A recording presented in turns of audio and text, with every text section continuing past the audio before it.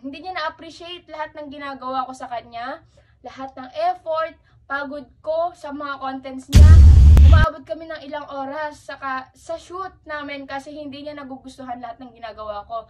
Kahit labag sa loob ko, guys, tinatanggap ko yung pinapagawa niya sa akin para hindi lang siya magalit, guys. Ginagawa ko na lang yung best ko na mapasaya siya para sa content na lang, guys. Siyempre, pupunta na lang naman siya dito sa bahay para sa content niya eh. So yun guys, napanood nyo naman na siguro yung live ni 150 na ini-interview ako. Sa mga hindi pa po nakakapanood, panoodin nyo na, ilalagay ko dito. Ayan guys, itong interview na yan.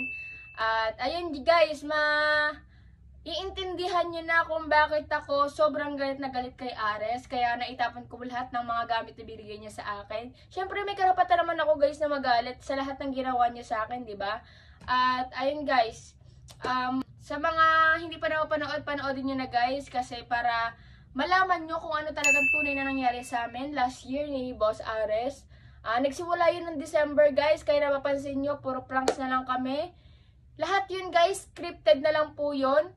At ayun guys, pinipilit ko na lang na gawin lahat ng gusto niya para hindi siya magalit sa akin, para makasama ko din siya araw-araw. Hindi naman halos araw-araw, may mga times din naman na hindi siya pumupunta dito. At ayun guys, ginagawa ko na lang yung best ko na mapasaya siya para sa content na lang guys. Siyempre, pupunta na lang naman siya dito sa bahay para sa content niya eh. Hindi na para sa akin. Alam ko na yun, nararamdaman ko na yun guys. Pero nagpapakatanga lang ako para makasama ko siya. Siyempre, mahal ko si Ares eh, diba? Pero, ayun guys, hindi niya na-appreciate lahat ng ginagawa ko sa kanya. Lahat ng effort, pagod ko sa mga contents niya. Sa mga napanood na yung live di 150, sinabi ko doon na umaabot kami ng ilang oras sa shoot namin kasi hindi niya nagugustuhan lahat ng ginagawa ko. Kahit labag sa loob ko guys, tinatanggap ko yung pinapagawa niya sa akin para hindi lang siya magalit guys. Kasi sobrang, kung alam niyo lang guys, grabe siya magalit guys. Sumisigaw, hindi mo na mapinta yung mukha niya sa sobrang galit niya guys. Kaya, ayun guys, sinusunod ko na lang lahat. Sige, umuoo na lang ako kahit mag-reshoot kami ng mag-reshoot. Umaabot kami ng 3 oras, 4 na oras. Tapos 20 takes na rin guys. Hindi niya pa rin nagugustuhan yung mga ginagawa ko. Hindi niya na-appreciate yung pagod ko guys.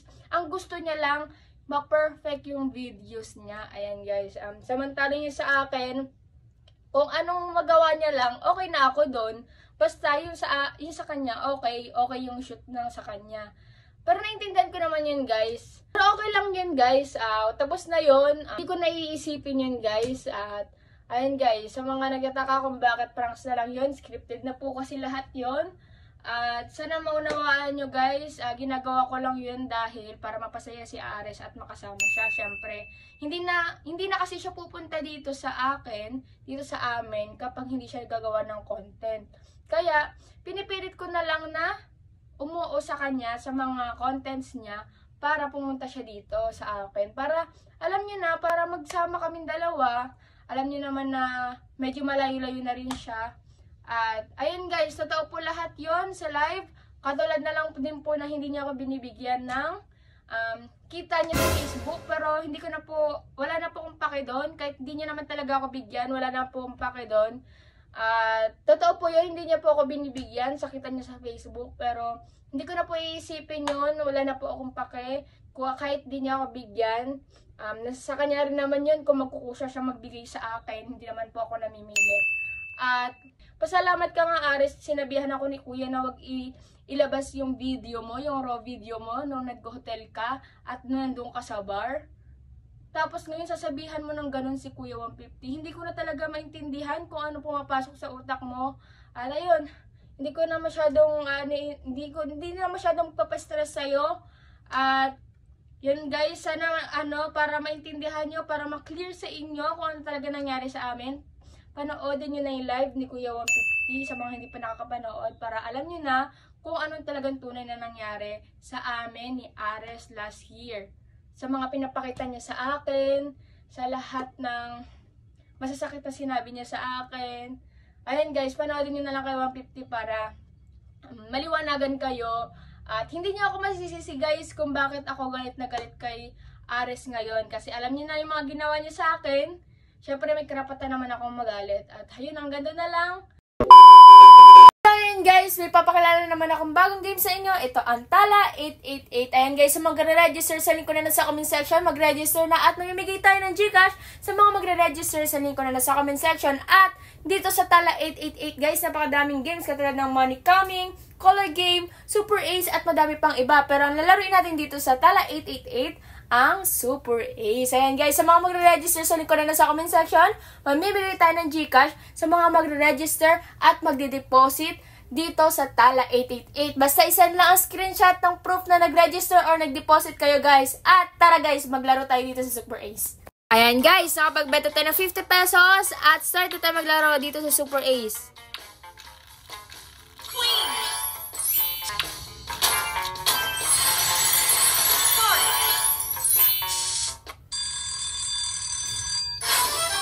A.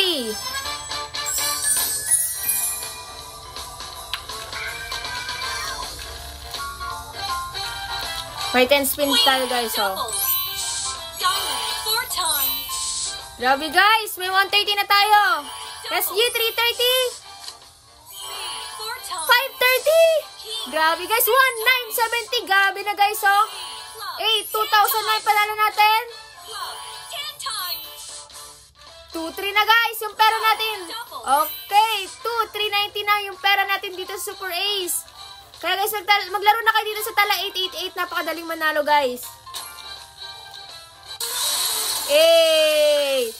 Kita-kita niyo yan guys, oh.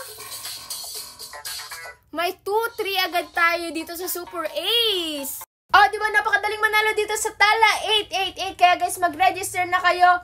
At dahil panalo tayo, mamimigay tayo ng Gcash sa mga magre-register sa link ko na nasa comment section. Kaya guys, mag-register na kayo at napakadaling manalo dito sa Tala 888. At laruin nyo tong Super Ace dito sa Tala 888 guys. Kaya paldo-paldo tayo guys. Kaya guys, mag-register na!